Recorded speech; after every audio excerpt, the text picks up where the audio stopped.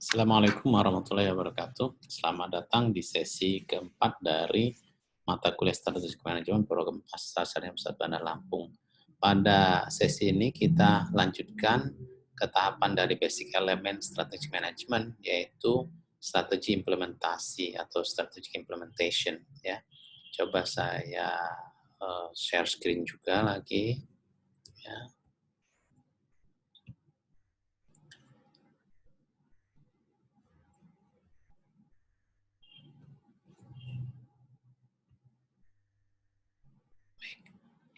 Pada sesi yang lalu kita sudah sampai pada strategi formulation, yang mana memformulasikan strategi dari basisnya adalah penentuan objektif, ya, mulai dari visi organisasi, kemudian kita tentukan misinya, kemudian ada goal, dari masing-masing goal kita tentukan objektifnya, dari masing objektif kita tentukan bagaimana cara kita mencapai sasaran-sasaran yang sudah disetting tadi yang lebih terukur, ya. Kemudian kita membuat kebijakan-kebijakan yang berisi broad guidelines, artinya pedoman umum bagaimana kebijakan-kebijakan atau pengambilan keputusan yang ada dalam organisasi itu dilakukan untuk mencapai atau melaksanakan strategi tersebut, ya. Kemudian juga untuk bagaimana menjembatani menjadi program-program. Pada strategi implementation, ya, kita lebih banyak bagaimana dari masing-masing strategi tadi, ya, ada kita bicara strategi 1, ya, strategi 2 dan seterusnya. Dari masing-masing strategi kita coba elaborasi lagi yang lebih bisa diimplementasikan di lapangan dalam bentuk program-program, gitu loh. Apa kegiatan-kegiatannya atau aktivitas-aktivitasnya, ya, aktivitasnya. Ya, jadi aktivitas-aktivitas yang perlu dilakukan untuk mencapai atau melaksanakan rencana yang sudah kita susun di strategi tadi, gitu. Nah, program-program ini biasanya sudah lebih jelas apa sih yang akan dilakukan, ya. Kemudian bagaimana itu dilakukan, ya. Kapan itu dilakukan, ya. Siapa yang akan melakukan, ya. Kemudian siapa saja yang terlibat di situ, keterlibatan, ya, dan seterusnya dan seterusnya. Jadi sudah sangat lebih detail lagi dari masing-masing program itu. Yang mana tentu ujungnya adalah budgetnya, berapa sih rupiah yang dibutuhkan untuk mengimplementasikan program tadi, gitu loh, ya. Nah, berapa? Dan ini penting sekali untuk kita melihat skala prioritasnya. Jika kita membuat strategi yang ternyata dari evaluasi program tadi akan terlihat itu nanti bagaimana konsistensi strategi itu dilakukan untuk mencapai visi organisasi, gitu loh, ya. Dan untuk itu selanjutnya kita buatkan prosedur-prosedur, ya, bagaimana stepping atau tahapan dari program ini dilaksanakan, ya, sehingga bisa tercapai sesuai dengan yang diharapkan, kemudian mencapai sesuatu yang kita inginkan, dan juga tercapai sesuai dengan waktu yang kita tentukan, dan yang paling penting juga adalah memenuhi target anggaran yang sudah kita set up. Jangan sampai dia melebihi dari anggaran yang sudah kita tentukan. Nah, inilah yang kita maksud dengan prosedur, ya. Jadi kalau kita bicara strategi implementation ini, definisinya adalah proses by which strategies and policies are put into action through development of program, budget, and procedures. Jadi bagaimana strategi atau prosesnya dilaksanakan dengan mengacu pada program-program, budget, dan prosedur. Ya. Strategi implementation, ada program. Program ini a statement of the activities, jadi kumpulan dari aktivitas-aktivitas, ya, atau tahapan-tahapan yang diperlukan untuk mencapai satu rencana, ya, satu rencana, ya. Jadi kita sudah bicara action oriented nih. Kalau tadi di awal strategi formulation lebih banyak pada sesuatu yang lebih makro gitu. Kalau yang strategi implementation kita bicara action oriented. Kemudian berapa rupiahnya.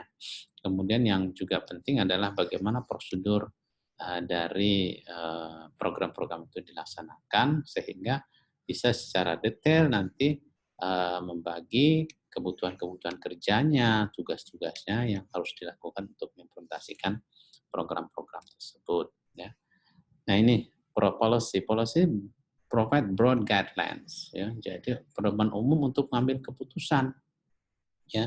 Jadi misalnya tadi kita contohkan bahwa kebijakan kita di dalam pengambilan keputusan itu harus berbasis pada quality oriented. Maka keputusan dalam pembuatan program itu harus mengacu pada kualitas, ya. Atau kita bicara efisiensi misalnya, maka kebijakan-kebijakan itu yang akan kita perhatikan apakah program-program itu sudah mengacu pada efisiensi dan seterusnya, ya. Kita bicara beberapa hal masalah yang terjadi dalam tahapan implementasi strategi. Bisa saja implementasi berjalan lebih lambat dari rencana awalnya, ya. Kemudian munculnya masalah utama yang tidak terduga, koordinasi kegiatan yang tidak efektif, perhatian terhadap aktivitas persaingan dan penanganan krisis yang berlebihan sehingga mengalihkan perhatian terhadap implementasi yang harus dijalankan. Kurangnya kemampuan para karyawan yang terlibat dalam implementasi strategi.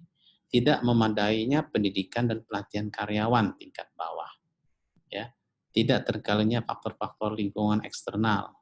Tidak memadainya kepemimpinan dan pengarahan dari para manajer departemen. Nah, ini yang paling penting di dalam implementasi juga kita membutuhkan kepemimpinan level menengah dan level bawah. Bagaimana mereka bisa menggerakkan ya stafnya, bawahannya untuk bisa melakukan pekerjaannya. Tentu kita membutuhkan pendidikan dan pelatihan, ya toh. Bahkan kalau kita lebih tambahkan namanya SKA, skill, ya, knowledge dan attitude, ya, atau KSA, knowledge, skill dan attitude. Ini penting untuk bisa mengimplementasikan strategi. Tidak jelasnya implementasi pada tugas dan aktivitas kunci. Nah, ini makanya dibutuhkan job description atau task description yang jelas gitu loh dari masing-masing orang dalam organisasi untuk mengimplementasikan program-program yang sudah kita susun. Tidak memadainya pemantauan aktivitas dalam sisi informasi yang dimiliki. Nah, sekarang perlu kita lihat atau kita pantau terus aktivitas-aktivitasnya apakah sesuai dengan rencana, ya. Jadi sebelum dilanjutkan saya mau sampaikan di sini bahwa pada masing-masing tahapan ini kita perlu ada feedback di sini, feedback, ya.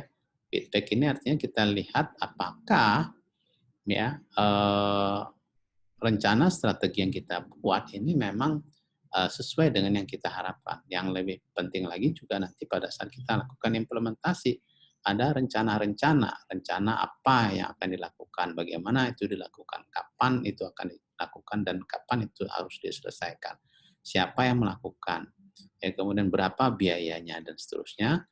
Yang ini harus kita kontrol nih dari masing-masing tahapannya, ya. Jadi ada tahapan,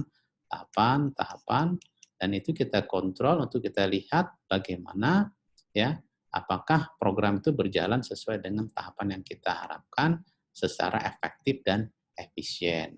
Efektif bisa mencapai sasaran yang dicapai, efisien dengan biaya yang paling rendah gitu loh, ya. Oleh karena itu perlu adanya review-review pada masing-masing tahapan, ya.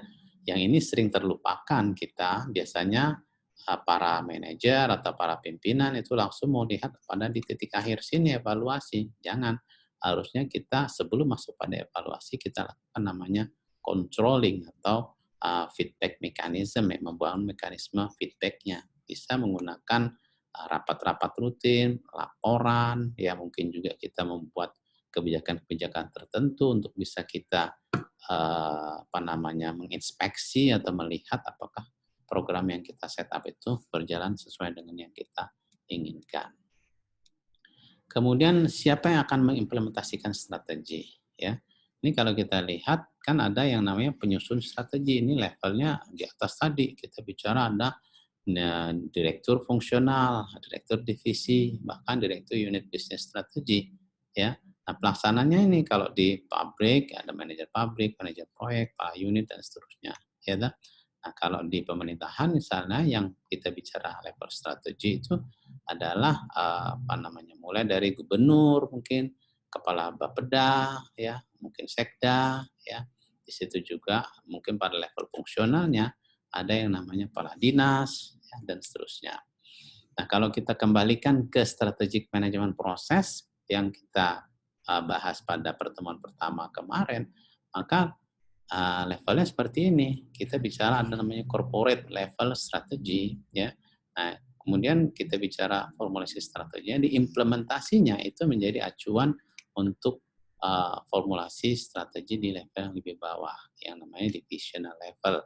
Demikian juga nanti pada divisional level, implementasi strateginya kita elaborasi atau kita jadikan acuan untuk fungsional level strategi, atau dengan kata lain bahwa ya penentuan objektif di sini ya ini bisa menjadi visinya organisasi level bawah. Demikian juga goal dan objektif di sini akan menjadi visi ya dari level yang lebih bawah. Demikian seterusnya. Ya. Saya pikir cukup. Terima kasih. Assalamualaikum warahmatullahi wabarakatuh.